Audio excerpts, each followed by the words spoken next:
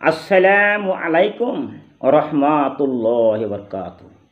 আমার সম্মানীয় ভাইরা এবং মায়েরা, আজকে আমি আসামের আমির হামজা একটি ঘটনা বলতেছি। যদি আপনারা শুনতে পারেন জীবনে কোনো দিন ভুল হবে না।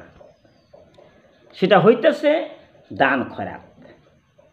দান খয়রাত করলে কি হয়, এই বিষয়ে আমি চমু ভাষণ অল্প সময়ের ভিতরে আমি বলতেছি। বিশ্বনবী সাল্লাল্লাহু আলাইহি ওয়াসাল্লাম যখন নবী নাম শুনবা বন্ধুরে, দরুদ শরীফ পড়তে হবে।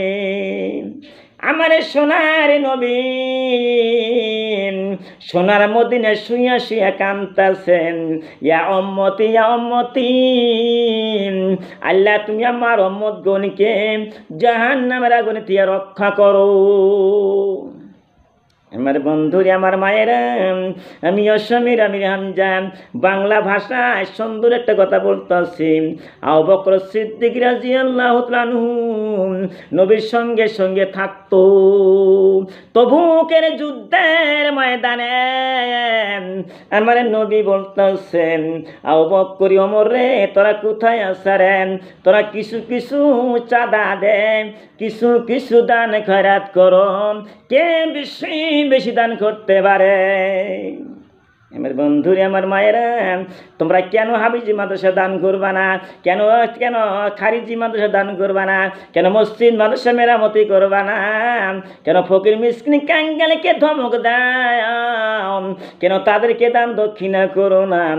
এই বিষয়ে যখন তোমরা শুনবা, তোমরা বেশি বেশি দানে হাতটা লম্বা করবা। সুবহানাল্লাহ। তবুকের যুদ্ধের ময়দানের জন্য যুদ্ধ করতে হবে ইসলামের খাতিরে।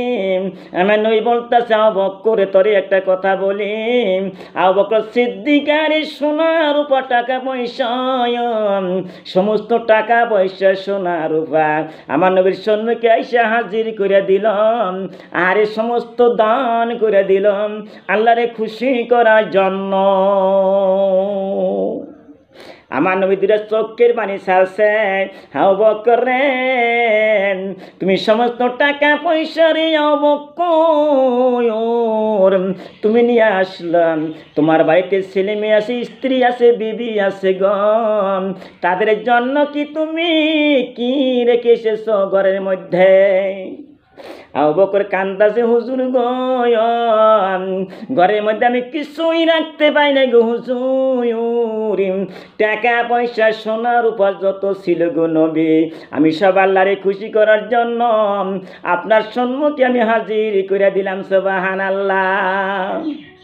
বন্ধুরে, চিন্তা করে দেখো, আজকে আমাদের ঘরের মধ্যে টাকা কোটি কোটি টাকা আছে, লাখ লাখ টাকা আছে, কিন্তু কেন আমরা হাফিজি মাদ্রাসায় দান করতেছি না?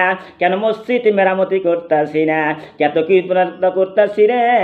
আর আমার বন্ধুরা, আমার মায়েরা, আবু বকর কাইন্দা কাইন্দা বলতেছে, নবী গো, আমি সব দান করে দিলাম। হাদিসের মধ্যে পাওয়া গেছে, আমি আসামের আমির হামজা বলতেছি, মিথ্যা কথা বলবো না। ওই সময়ের ভিতরে আবু বকর সিদ্দিক মুসলমান হয় নাই, ইসলাম ধর্ম গ্রহণ করে নাই, কিন্তু নবীর প্রতি এত মহব্বত, আল্লাহর প্রতি এত দয়া, আর 40,000 দিরহাম আবু বকর সিদ্দিক রাদিয়াল্লাহু তাআলা আনহুর ঘরের মধ্যে ছিল। নবীরে খুশি করার জন্য, আল্লাহরে খুশি করার জন্য, ইসলামের খাতিরে 40,000 দিরহাম দান করে দিল। সুবহানাল্লাহ।